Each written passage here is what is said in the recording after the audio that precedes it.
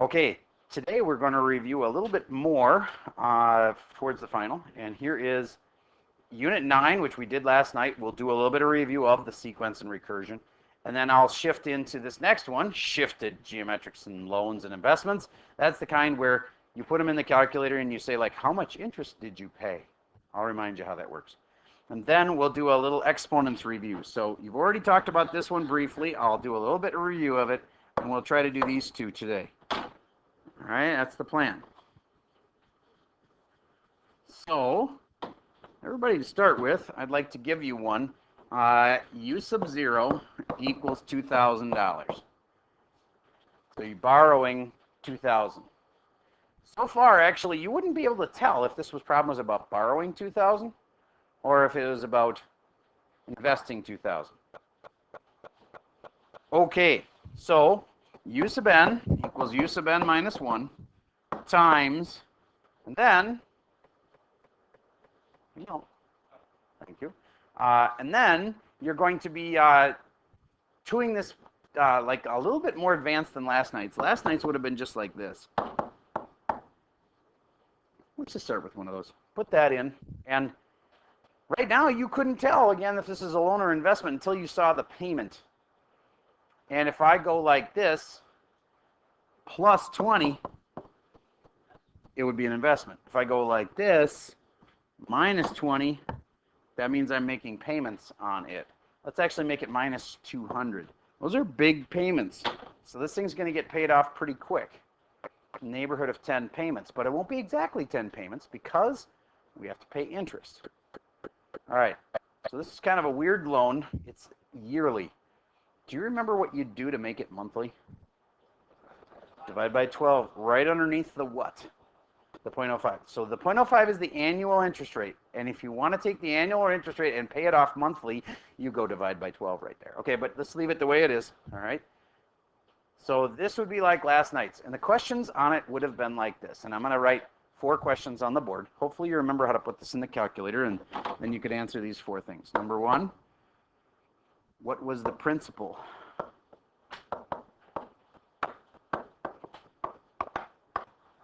Number 2, what time did it become paid off? And I just wanted to make sure you get whether that's months or years or whatever it's in. So if you say like 3, you better say, is it 3 months, 3 years, 3 quarters? What was it? Number 3 is how much interest. No, actually, I'm going to say how much did you pay total. Remember, when there's a negative number on the chart, that means they owe you that money back. Okay, so when you find on the table that there was a negative number, you did that many payments, but they owe you money back. And number 4 is how much interest.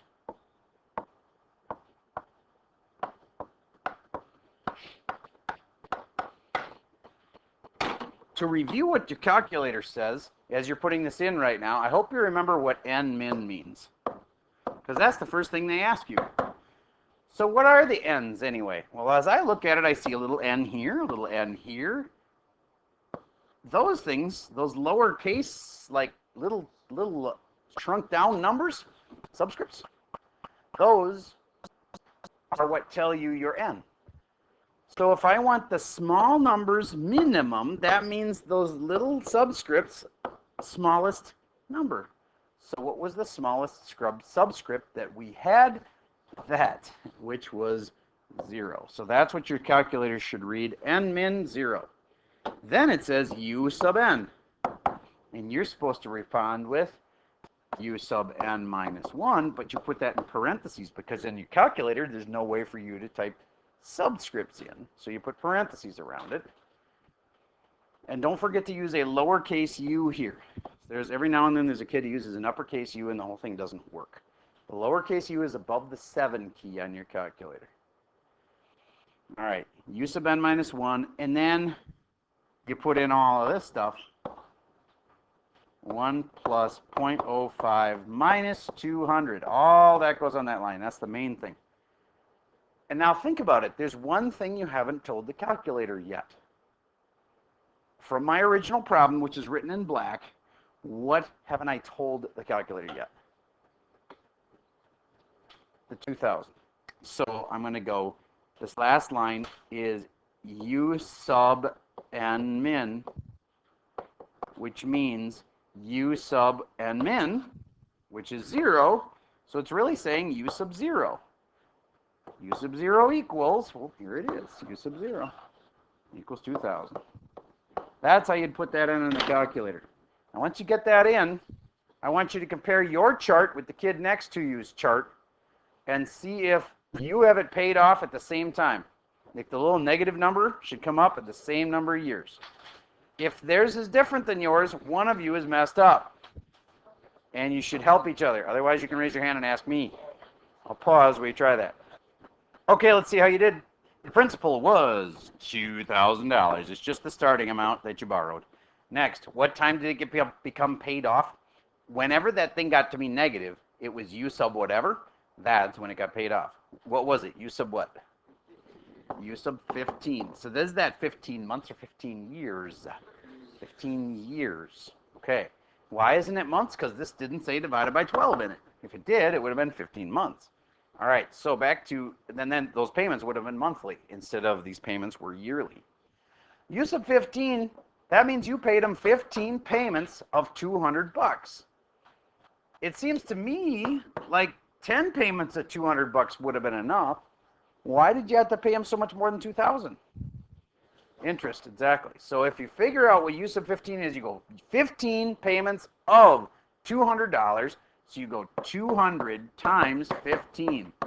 15 times 2 is 30. Add a couple zeros. That's $3,000. But wait, there's a negative on that line.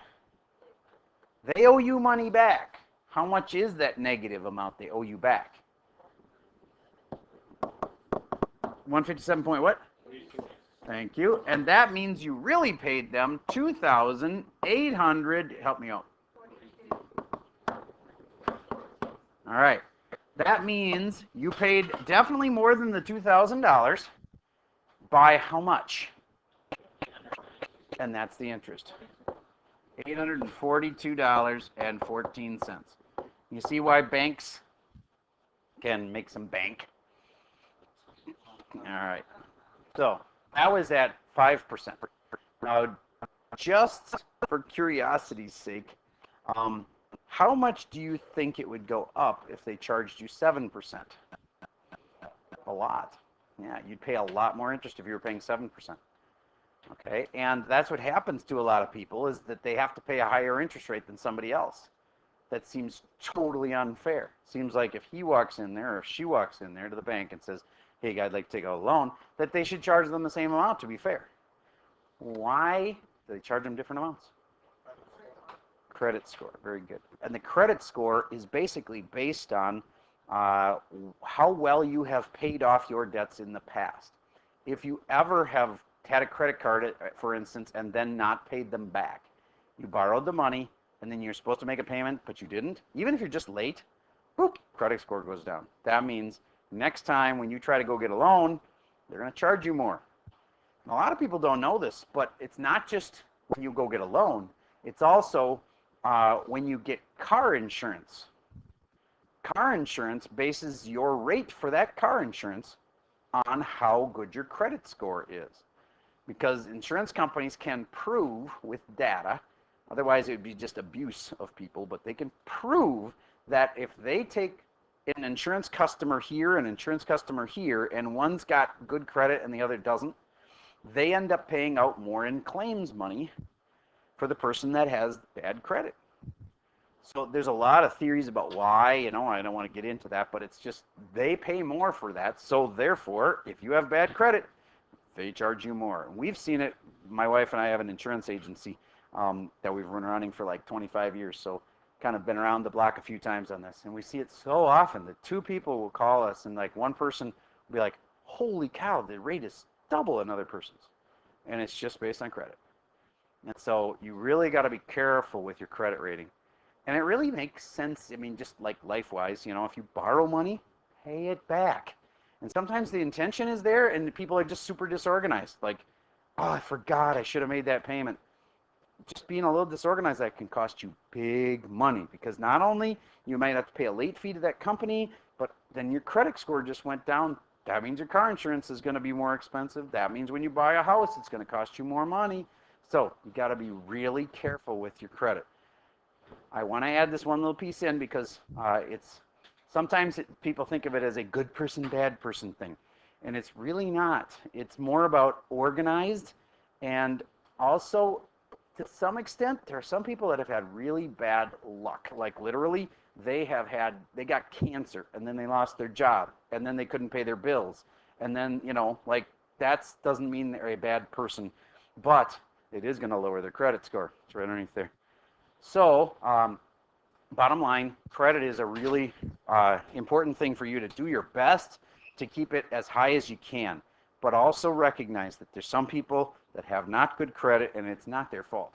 You can repair it. It's not like you're doomed forever. Within a few years, you can make your credit score go up a lot by basically just doing a good job of paying off your bills every month for years. They'll slowly make your score better and better and better. Yes? It's a good question. We can write our own insurance for auto and home insurance, but you can't. There's a lot of investment stuff where you can't sell it to yourself because the companies don't want you to. Basically, a lot of what agents used to do is they would start a contract with the company and they just sell themselves their own policy, and that's all they do. Because they would save money because they were the agent for their own thing, and so they got a percentage of that. So as long as you're not trying to do that, then yeah. Yes. Yeah, our agency does home, auto, and health insurance, and a little bit of life insurance too. Oh, cool. So it's a business that you can kind of relate to, and that pretty much you walk down any street and you go, that house. They have car insurance, they have home insurance, they probably have health insurance, but most people get it through work. But if you're self-employed, then those people have to get insurance from insurance agents. You have to find them and say, hey, look, get a quote for me for this or whatever. They have a new thing now where you can get it through the state has a website, and so there's this insurance website that people can get it through too. Insure, yep, and that helps you compare and stuff. But there's a lot of people that call us saying, I don't understand what that's saying. Could you explain it to me? So we have to kind of. It's hard when you just have numbers on the screen. If you have a human to talk to, it sometimes that's one of the reasons that we still get business with health insurance is that we can help people explain it. So anyway, I guess I'm trying to say is I'm actually qualified to talk about insurance because I actually do it. I know what it's like. So all right. So anyway, if we're going to do this example problem here, and we upped the interest rate, that's one of those things that you're trying to teach you about life is that the interest rate is different for different people, and that's not how we usually do things at school. You know what I mean? You don't walk into the principal's office and have them treat you differently than anybody else, but you walk into the banker's office, they're going to treat you differently based on your credit score. So try to be really good about paying off your bills on time.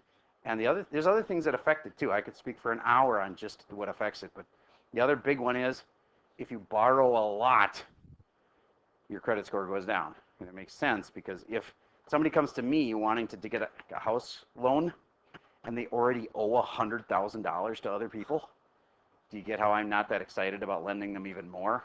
Because they already owe tons of money to other people. That affects your credit score too. You got somebody else who hasn't, this is kind of a weird one. If the person's never taken out a loan before, it seems like a really good thing because they've never borrowed money, but it actually hurts their credit score a little bit because there's no evidence at how good they are at paying back loans. And so there are people who have no credit history. And if you have no credit history at all, like nobody ever knows whether you've ever paid anybody back, that doesn't count as good credit. It counts as no credit, which isn't as good as having had some history of paying it back. So ideally, the person's had a house for a while, has had some history of paying off their bills on time, then they get a good credit score. Okay, that's enough about that. And how do we make this into the next chapter? Really, what I just did with you mostly is the next chapter. It's the loans and investments, except we would probably put a divided by 12 here. And that would just change the problem by making it a monthly payment. That's all. Now the payments are monthly. And now whatever interest and whatever you're calculating, if you do U sub 7, it's not 7 years. Now it's 7 months. Okay. So by doing that one, we've already tackled this one, the shifted geometrics, loans, and investments. Okay. Now let's go into exponents review. And to do this one, I actually want to grab the worksheet. And so let's look at the, first though, sorry, I'm jumping around here, but I should tell you which problems to do on Unit 10. So everybody open up the Unit 10 and find the worksheet for that, loans and investments review. I'm having you skip 3 problems because I feel like these are a little bit long number of problems to do for practice. Even though you have the long weekend, I don't want to like abuse that by saying do all the problems, you have more days. So you may skip problems 4, 6, and 9. You don't want to write that somewhere. Skip numbers 4, 6, and 9. And if you want to do the first one with me, sometimes it makes it feel a little easier if the first one's already done. So let's get in the groove here. Assume each of the sequences below represents a financial situation. Indicate whether they're a loan or an investment. Give the principal and the deposit or payment amount. All right, so can you tell by looking at this, there's one little spot you look to tell if it's a loan or an investment. It's the plus or the minus right there. Is this a loan or an investment? This one's an investment. And the principal is the starting amount, and that's 1,000. And deposit or payment. Well, when you're doing an investment, that's called a deposit. And the deposit amount is that thing right there, 100. And the last thing is, how often is it compounding? There's no number there. If there would put a number, I'd put it divided by 1. You get how that means it's 1 time per year? Annual is another word for that. I would have accepted 1. Okay, I think you got the idea on those. So that's just starting it, I know, but I want to get into that other chapter and still leave you a decent amount of work time today. Yes? Oh, annual interest rate. Okay. The interest rate, I bet you know this. Which one of the numbers do you think is the interest rate? Yep, right there. So if you put 0.04, do you get how that could be confusing?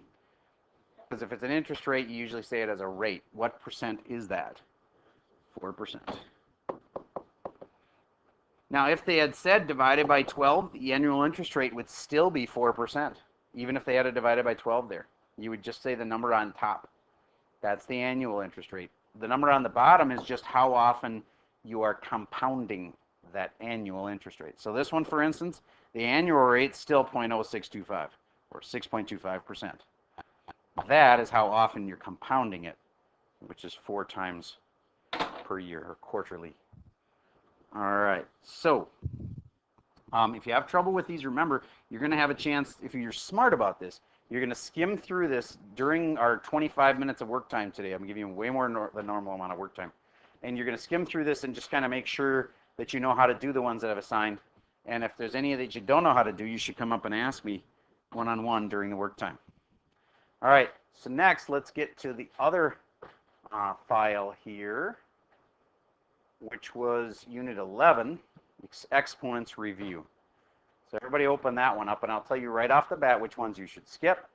You may skip problems 21, 24, 27, and 31.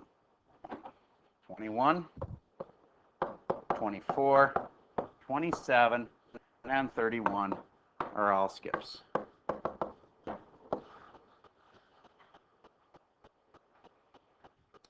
Okay, now there are still plenty of problems here that I can do with you instead of making up my own. So I'll just do some of these with you. All right. Just a quick reminder, when they're like this,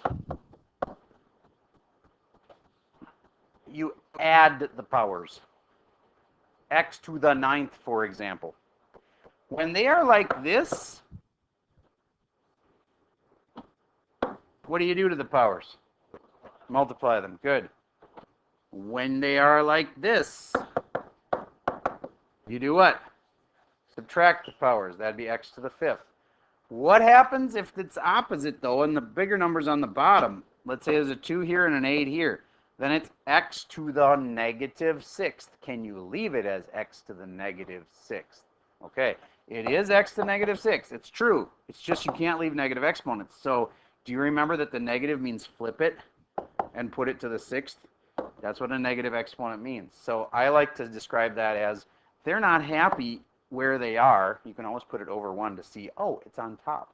So you need to put it on the other side. I described my dad living in these condos in Florida where some of the people on the bottom floor wish they were on the top floor because they'd have a better view, and some of the people that are on the top floor wanted to be on the bottom floor because they hated walking up those long stairs to get to their unit. So anyway, if there's a negative exponent, think of it as it's unhappy where it is, and you can move it to the other side.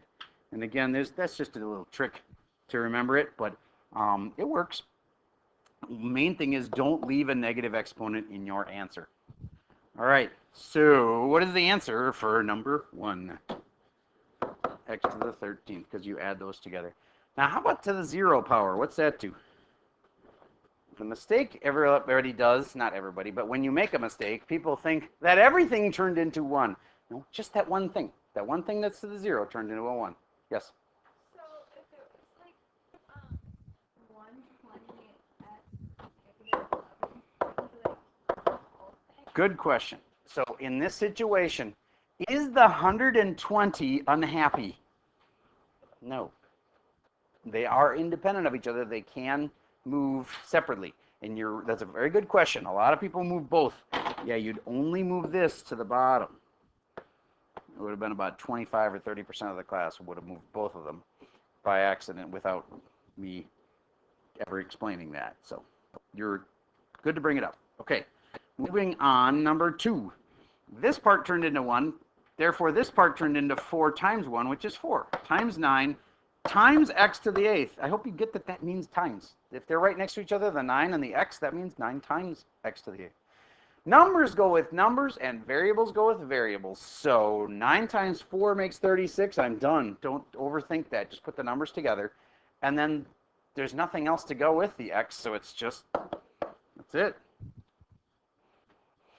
Numbers go with numbers, and variables go with variables. Don't overthink this. Negative 10 and negative 12, and it's all a big multiply problem. So what's negative 10 and negative 12 make when you multiply them? 120. And now, if that's 120 and I'm done with my numbers, what are my x's? X to the negative 11th. Can you leave it that way? So therefore, you put it on the bottom. Okay, moving on. Those negatives on number 4 are going to cancel because there's 2 negatives. There's one on top and one on the bottom, or even if one out in front and one on the bottom, they'll cancel. All right. Then you're left with 88 x to the 10th over 8 x to the 3rd. Now, I'm reminded of a saying that I have that I use over and over again, and I want you to remember. And that's if you can factor it, you should. Watch how I factor this thing. I could make this 88 into 8 times 11. I could make the x to the 10th into, I know it's not practical to do this every time, but I could make this into x to the 3rd times x to the 7th. Do you get why, given this problem, that would be smart? Some canceling could happen now, right? So I've changed the top into that by factoring it, and now look how cool this will be.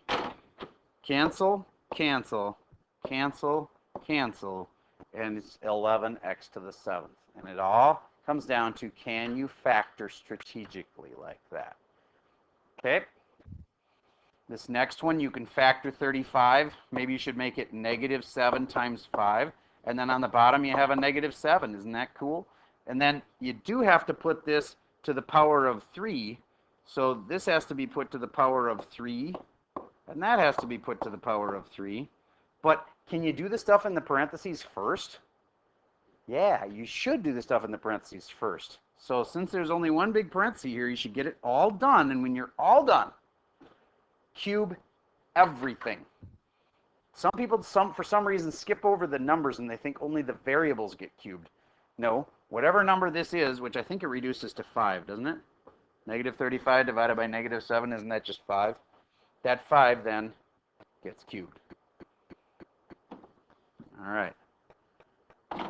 So, last thought, we're going to move into this section, 6, 7, 8, 9, 10, 11, 12. Fraction exponents. It's not that hard if you can remember that there's 3 parts to any fraction exponent. If I had this, and I'm going to use a number you all would recognize, 9. And I want to put it to the negative 3 over 2 power. You got to remember that the roots are on the bottom, just like in plants. If you pull up a plant out of the ground, you'll find the roots hanging off the bottom. So, that's the root. You might want to take notes on this in case you already are awesome at fraction exponents. That is the actual power, and it comes second. And the last thing you do is that negative on the power, which makes it flip. So let's take that 9 to the negative 3 halves. That would mean square root it first, which makes it what? 3. And then do the third power, which makes it what? 27. And then do the negative, which makes it 1 over. Ring a bell? All right, that's how you do those fraction exponent ones. Now, some of them are already done, and they want you to go back and say, what would that have been? X to the what? Well, does it have a root? If it does, that should go on the bottom. Does it have a power? If it does, it should go right there. And does it flip from normal? If it does, that should go out in front as a negative. So I ask you, what is the power on number 8? Hold on. The power is 5. One thing at a time. What's the root on number 8? 2. Roots go on the bottom. That's a square root. So it's got a little mini 2 there that you might not even be able to see, but there's a little 2 there. And the last thing, is it flipped? If so, we're going to put a negative there. Is this flipped? Yeah, it's got the 1 over. So negative. Okay, in this next section, we're getting close to being done here, but I have about 1 minute left. In this section, do you remember trying to get the bases the same? Because if you ever had this, then you could say, let's do that, oh, the bases are the same. So this has to equal this. Does that ring a bell? Remember that? So I got to make the bases the same on these. So, what's the base here? What would be better than a 4? A 2. So you rewrite the 4 as 2 squared. And that 4 was to the power of x plus 2.